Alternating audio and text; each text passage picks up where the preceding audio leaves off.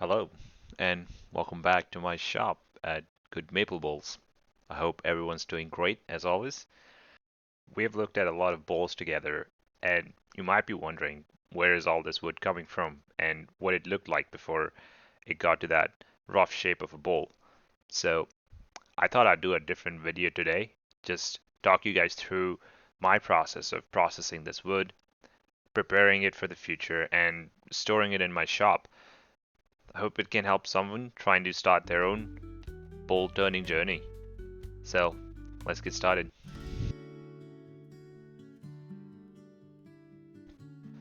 To demonstrate this process, I think this piece of maple will do just fine. This comes from a tree that was on property and was felled only a couple of months ago. The wood is still pretty wet and I can still preserve this piece. Now if you notice, some of these cracks have already started to appear on this piece of wood. These cracks, as the wood dries, will deepen and sort of diminish the size of the bolt that could be turned out of this piece. So we want to get something on these end grains, as we call them, as soon as possible. This is where the moisture leaves the wood the fastest, and you want to slow that down. But before that, I have this circle marked on top of my wood, and I want to get in a shape that's better for turning, so that's what I'm going to do here. Let's cut some wood. This is my teeny tiny bandsaw, and it always struggles with bigger pieces like this one.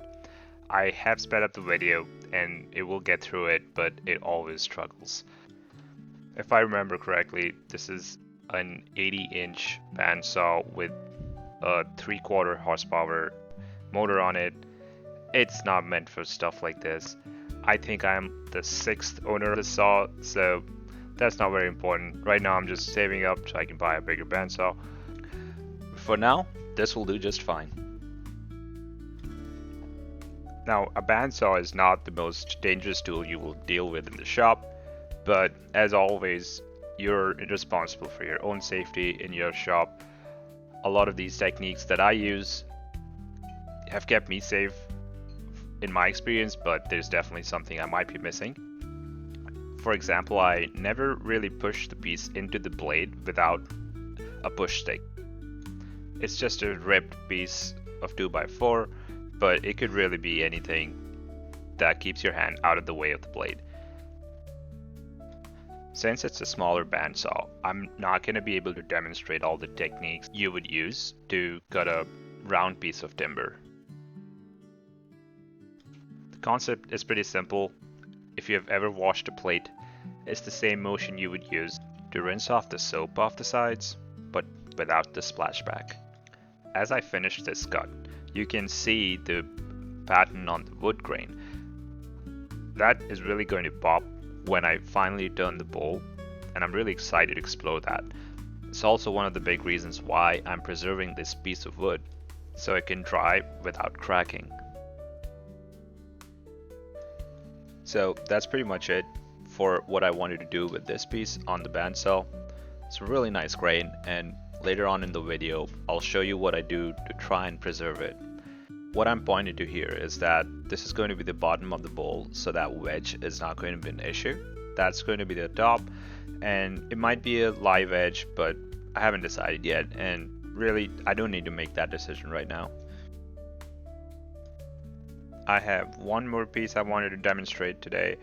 This is actually a very beautiful crotch piece which has a feather grain right where I'm pointing to. It had two limbs coming out, and I really want to preserve this piece because it's going to make a really nice bowl if done the right way. And for those that don't know, a feather grain is when two different limbs come together in a tree. The grain sort of collides, leaving behind almost like a feather pattern that when you turn away it can show up at the bottom of the bowl and it looks really nice.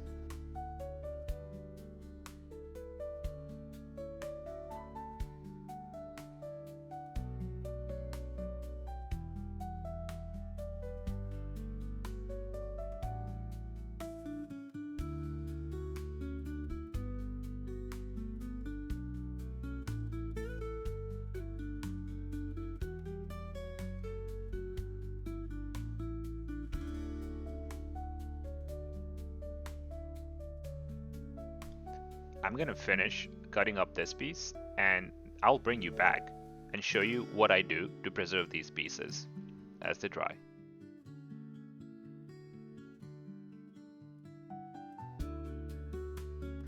Welcome back. So this is what I do to preserve my wood so that it doesn't crack as much as it dries. Some pieces that you might have seen me turn before had some paint on it, and this is exactly how it got there. Just in my last video, I turned some eggs for Easter and I had used a spindle blank with this exact paint on it. This here is latex paint. This is precisely what I use to seal any grain on wet wood so that as the moisture evaporates from the wood, it's slow. If it's slow, the wood has more time to acclimate and has less chance of cracking. I use latex paint because it's very readily available. I don't even think I bought this paint. It came with the house. Any kind of paint will do. I have heard people use Elmer's glue diluted, so that's another way you can do it. Or you could go the official route of using anchor seal, which is the recommended way to seal wet wood. But the idea is that put something on there. It doesn't matter what, but just slow down that drying process and your wood will crack way less often. I think we can all agree that one of the most annoying things with wood turning is when small cracks appear in a bowl you're just about to finish.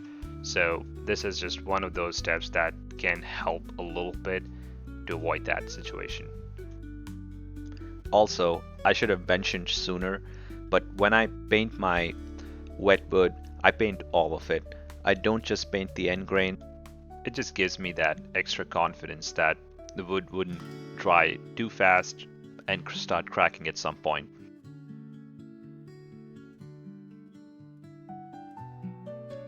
And that was everything I wanted to share in this video. I hope you learned something new, and if you did, please consider leaving a like. It really helps out and also lets me know that the information I'm sharing is worth your time. Have a good day, everyone, and I'll catch you on the next one.